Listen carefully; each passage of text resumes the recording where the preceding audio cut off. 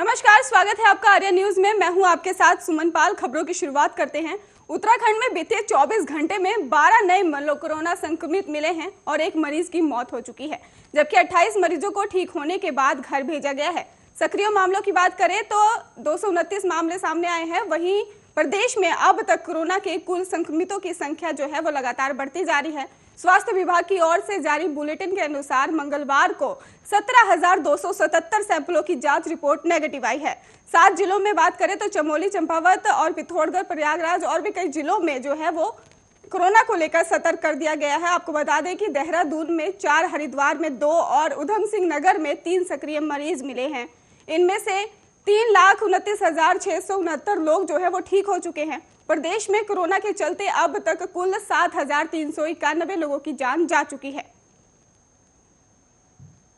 उत्तराखंड के मुख्यमंत्री पुष्कर सिंह धामी ने हाल ही में प्रेस कॉन्फ्रेंस कर कहा कि जरूरत हो तो महंत नरेंद्र गिरी की मौत की सीबीआई जांच भी की जाएगी। अखिल भारतीय अखाड़ा परिषद के अध्यक्ष महंत नरेंद्र गिरी की मौत के मामले में सरकार हर तरह की जांच को तैयार है। धामी ने अखिल भारतीय अखाड़ा परिषद के अध्यक्ष महंत नरेंद्र गिरी महाराज की मृत्यु को बेहद दुखद बताया। साथ ही इसकी पुख्ता जो जांच है उसके लिए भी कहा है। उनकी सरकार के स्तर से जांच को लेकर जो भी जरूरी कदम होंगे वो यूपी पुलिस को सहयोग दिया जाएगा। उन्होंने कहा कि जरूरत हो तो मामले की सीबीआई जांच भी की जाए। आपको ये भी बता दें कि उन्होंने ये भी कहा है कि वहीं दूसरी तरफ बात करें, 4 धाम शुरू होने के साथ ही जीएमसीवीएन और केवीएमवीएम और कर्मचारियों की हड़ताल के सवाल पर मुख्यमंत्री ने यह भी कहा है कि बहुमुश्किल यात्रा शुरू हुई है और प्रदेश के तमाम लोगों की रोजी रोटी इससे जुड़ी हुई है। लिहाजा फिलहाल 4 धाम यात्रा को चलने दें और कोरोना संक्रमण के साए में हर महाकुंभ में सभी शाही स्नान कराने का श्रीमंत नरेंद्र गिरी आड़े में है। उनकी हठ के आगे सरकार की कम स्नान कराने की मंशा पर पानी फिर गया था। महाकुंभ 2021 पर 1 साल पहले की कोरोना का साया मंडराने लगा था। पिछले साल मार्च में कोरोना संक्रमण की पहली लहर के चलते महाकुंभ कराए जाने के नियत खड़े में होने लगे थे और इस कारण करीब 6 माह तक महाकुंभ की सभी निर्माण कार्य भी बंद रहे थे। कोरोना संक्रमण कम होने पर कुंभ का शुभारंभ हो गया था। सरकार की तरफ से महाकुंभ का नोटिफिकेशन जो है वो 1 अप्रैल से किया गया था, लेकिन इससे पहले एक शाही स्नान संतों ने कर दिया था।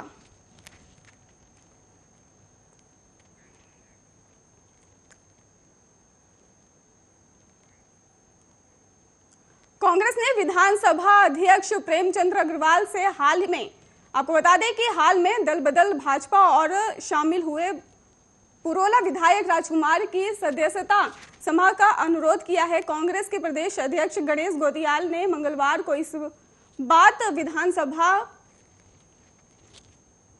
उन्होंने वर्ष 2022 में विधानसभा चुनाव के लिए भी राजकुमार को अयोग्य घोषित की मांग की। गोदियाल ने इस विषय को लिखे पत्र में कहा कि राजकुमार वर्ष 2017 के विधानसभा चुनाव में कांग्रेस के निर्वाचित थे। आपको बता दें कि इसके लिए उन्होंने ये भी कहा है कि ये संवैधानिक रूप से गलत है। उन्होंने कहा कि दल बदल कानून के तहत न केवल राजकुमार की वर्तमान विधानसभा सदस्यता समाप्त की जानी चाहिए, बल्कि उन्हें आगामी विधानसभा चुनाव के लिए भी अयोग्य घोषित किया जाना चाहिए। गोदियाल ने नेता प्रतिपक्ष से भी अनुरोध किया कि वो राजकुमार के खिलाफ कार्रवाई के लिए विश्व अध्यक्ष के समक्ष पार्टी का पक्ष रखें। आपको बता दें कि उत्तराखंड में विधानसभा चुनाव 2022 से पहले बीजेपी ने कांग्रेस में सेंधमारी कर डाली है और पुरोला में कांग्रेस विधायक राजकुमार ने रविवार को नई दिल्ली में आयोजित कार्यक्रम में भाजपा का दामन थाम लिया।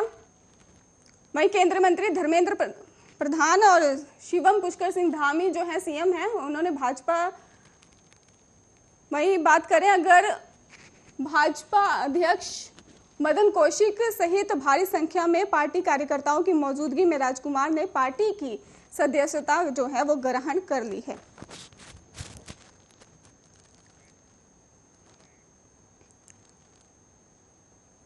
रानी पोखरी में पुल टूटने के बाद आवाजाही के लिए बनाए गए अस्थायी रास्ते के तीसरी बार बह जाने के कारण स्थानीय लोगों की तमाम दिक्कतों का जो है उन्हें सामना करना पड़ रहा है। ऐसे में आम आदमी पार्टी के सीएम प्रत्याशी कर्नल अजय कोठियाल ने एक बार फिर सरकार से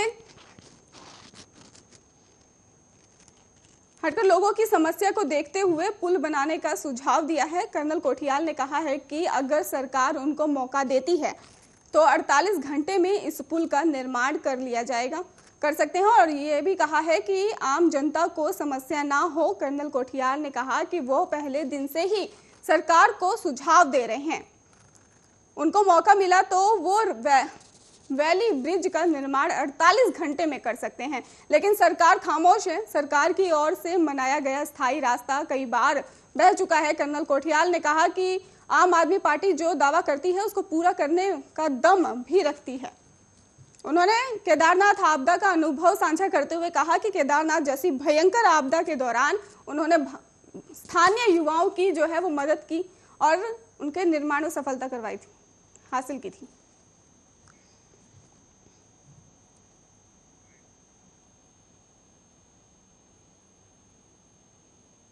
हरिद्वार जिले में लक्सर में आज किसान महापंचायत है। महापंचायत का जो आयोजन है वो भक्तियों की तैयारियों भी पूरी कर ली गई है। भारतीय किसान यूनियन के राष्ट्रीय प्रवक्ता राकेश टिकैत लक्सर में महापंचायत करेंगे। महापंचायत को लेकर पुलिस प्रशासन भी सतर्क हो गई है। बाद में उन्होंने भाकियों स्थानीय पदाधिकारियों के साथ बैठक कर सभा की व्यवस्थाओं का विचार किया है। पदाधिकारियों ने बताया कि मुख्य अतिथि के मंच पर सामने सुरक्षा बनी रहेगी।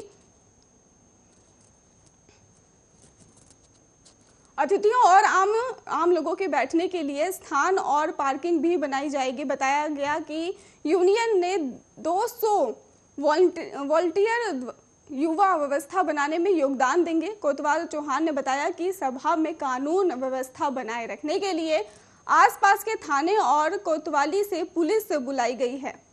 साथ ही पीएससी की भी मांग की गई है।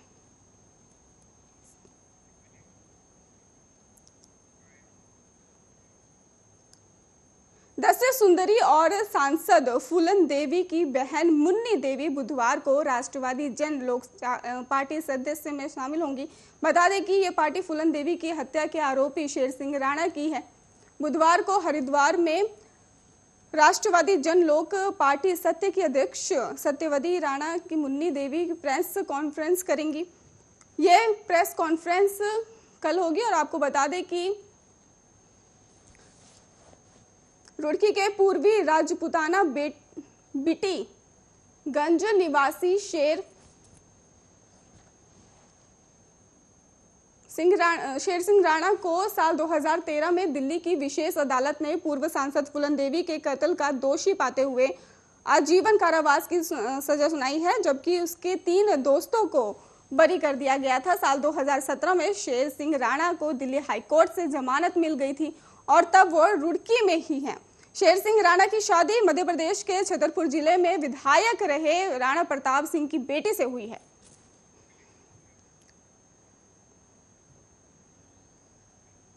ऋषिकेश के एक अस्पताल में लापरवाही के चलते एक गर्भवती महिला के साथ लापरवाही का मामला सामने आया है। आपको बता दें कि जिसके कारण महिला की मौत हो चुकी है।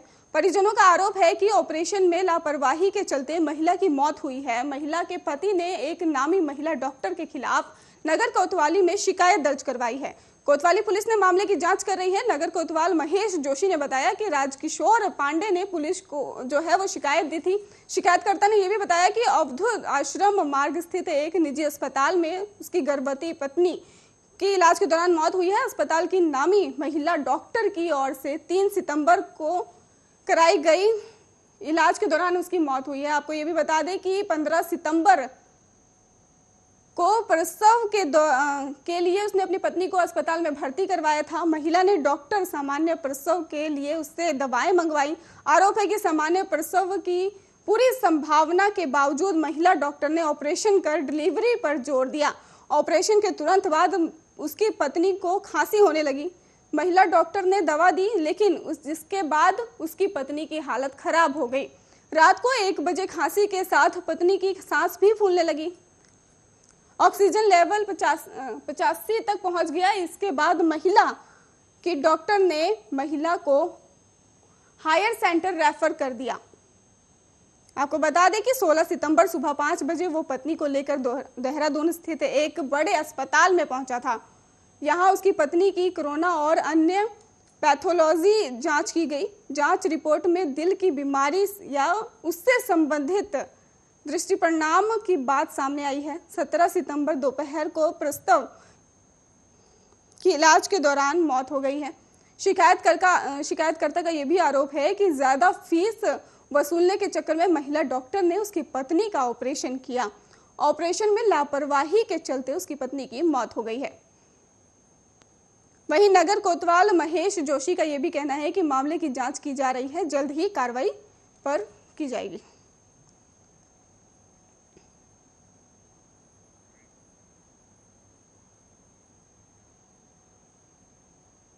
भारत चीन सीमा पर बसे गांव में महंगाई ने सभी रिकॉर्ड तोड़ दिए हैं। बुरफू लास्पा की बात करें तो वहां पर भी यही हाल है। आपको बता दें कि मिलम के प्रधान गोकर्ण सिंह पागती के अनुसार 20 रुपए किलो मिल रहा नमक मिल सीमा में 130 रुपए किलो के भाव खरीदने को लोग मजबूर हो चुके हैं। यही हाल रोज इस्तेमाल होने वाले अन्य जरूरी सामानों का भी है। भारत चीन सीमा पर हर साल मार्च से नवंबर तक 3 ग्राम सभाओं के 13 से ज्यादा छोटे छोटे गांव के लोग माइग्रेशन करते हैं। इस दौरान सेना की कई चौकियों से भी सैनिक नीचे आ जाते हैं, इसलिए ये सीमा के प्रहरी भी है। खराब रास्ते और कोरोना के कारण इस बार माइग्रेशन पर आने ग्रामीण महंगाई से ग्रस्त हैं। सड़क के 52 से 73 किलोमीटर की दूरी बसे ग्रामीणों का कहना है कि यदि सरकार उनके लिए उचित इंतजाम नहीं कर सकती तो आगे माइग्रेशन मुश्किल होगा।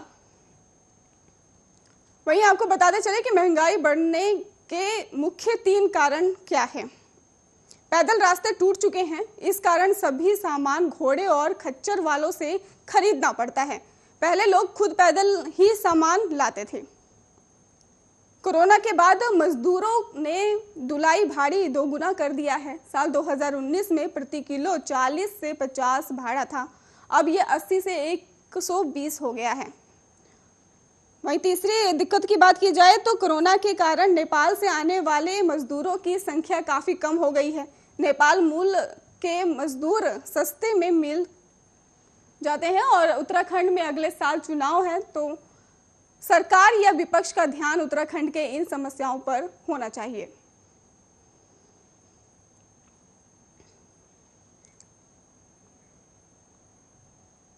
चारधाम यात्रा मार्ग पर होटल, ढाबे और वेंडरों की जो है यहाँ पर बासी तेल से भोजन बनाया जा रहा है। आपको बता दें कि अब खैर नहीं होगी इन लोगों की। खाद्य तेल की जांच के लिए खाद्य सुरक्षा विभाग मोबाइल टीमें तैनात करेगा, जिसके जरिए ऑन द स्पॉट पड़ताल हो सकेगी कि एक ही खाद्य तेल को कितनी बार इस्तेमाल किया गया है।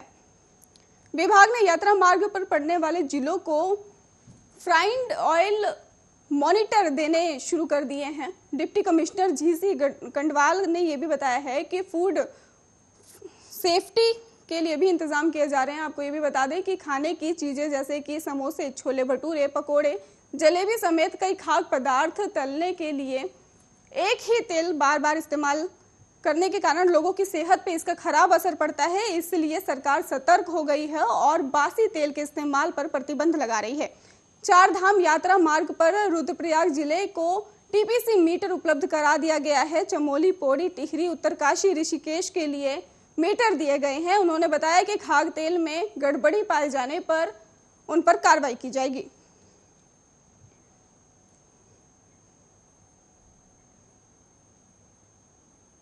उत्तराखंड में 3 दिन से चारों धाम के दर्शन के लिए कुल 5,382 यात्री आ चुके हैं। हेमकुंड साहिब के 299 यात्री दर्शन कर चुके हैं। सबसे ज्यादा 2,429 श्रद्धालु बद्रीनाथ पहुंचे हैं। हाईकोर्ट की रोक हटाने के बाद बद्रीनाथ, केदारनाथ, गंगोत्री सहित यमुनोत्री धामों में तीर्थ यात्रियों की संख्या लगातार बढ़ती जा रही है। दूसरे प्रदेशों में भी श्रद्धालु 4 धाम यात्रा के लिए उत्तराखंड पहुंच रहे हैं। केदारनाथ यात्रा के लिए गलत ई पास दिखाने पर पुलिस ने 18 तीर्थयात्रियों के चालान भी काटे हैं। इन 18 ई पास पर 36 यात्री केदारनाथ दर्शन के लिए जा रहे थे। इन्हें केदारनाथ जाने से पहले ही रोक दिया गया है।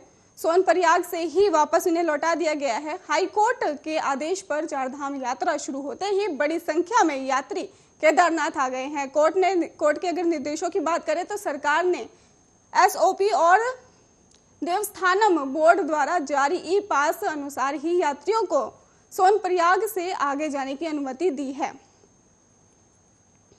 अब कुल 1145 जो है वो यात्री जो है दर्शन कर चुके हैं।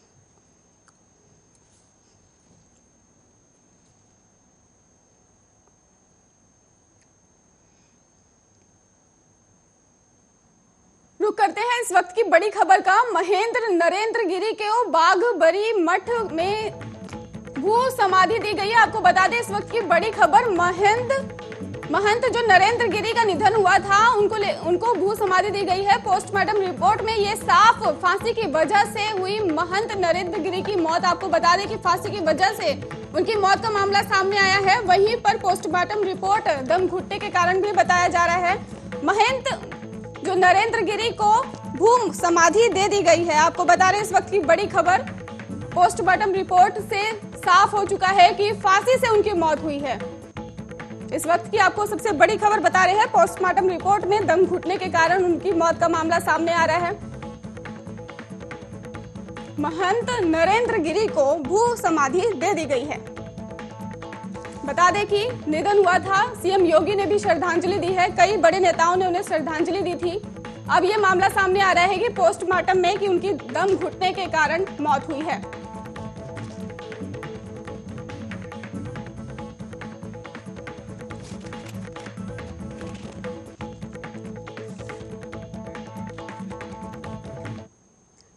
खबरों का सिलसिला लगातार जारी है, देखते रहिए आर्य न्यूज।